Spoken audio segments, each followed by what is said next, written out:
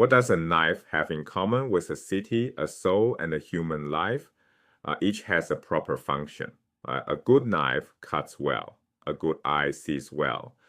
But what does a good person do well? To answer that, Plato does something strange. He builds a city. Start with the hinge concept, telos. Telos means proper function, the work a thing is naturally suited to do. A thing is excellent when it performs that function well. And a thing is just, Plato says, when each of its parts does its own work without meddling in the work of the others. That single idea will carry us from knives to cities to the structure of the human soul itself. Hold on to it. Parts, functions, and the harmony between them.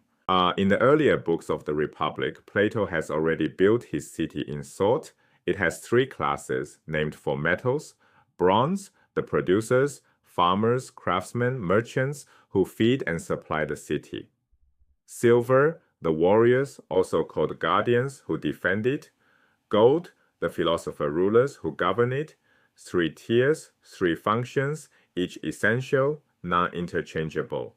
The city works when the bronze produce, the silver protect, and the gold rule. It falls apart the moment anyone tries to do someone else's job. The silver class gets a curious design. Plato borrows heavily from Sparta: shared messes where warriors eat together, common housing, no private property, a life stripped of the distractions that pull ordinary people off task. This is pointed. Plato is writing in Athens just after Sparta has defeated it in the Peloponnesian War. His model city quietly admits that the enemy got some things right.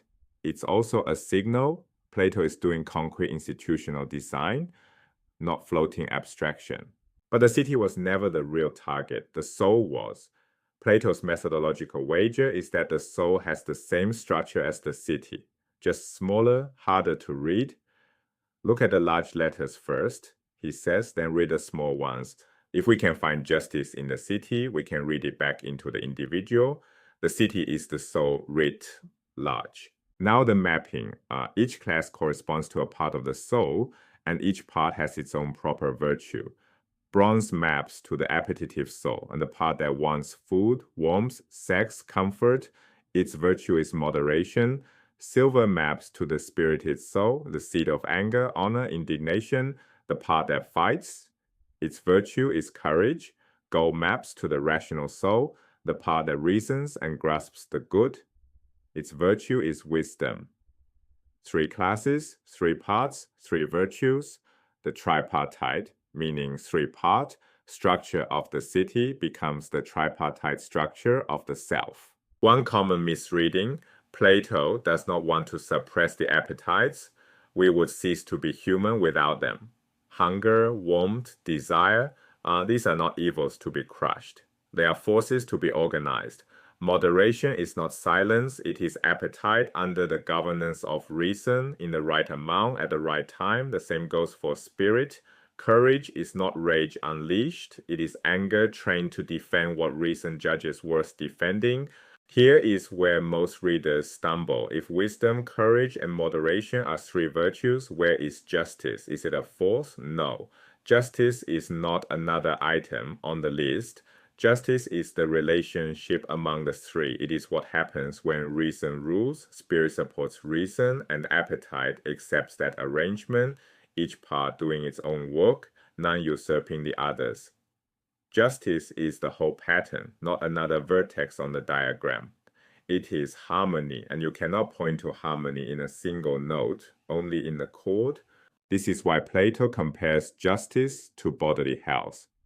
Health is not a 4th organ. It is the right ratio and cooperation of the organs you already have. Justice is psychic health, the right ratio of the parts of the soul, which answers the challenge Glaucon raised back in Book 2. Why choose justice for its own sake?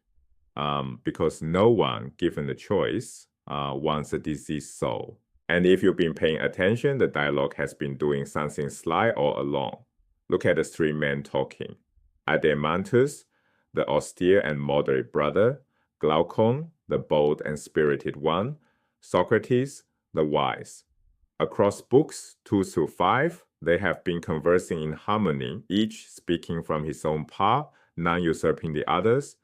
The dialogue performs the justice it defines. Plato has quietly transformed the ethical question, no longer just, what should I do? Now, what kind of soul should I have? Well, that fusion of psychology and politics will shape ethics for the next 2,000 years.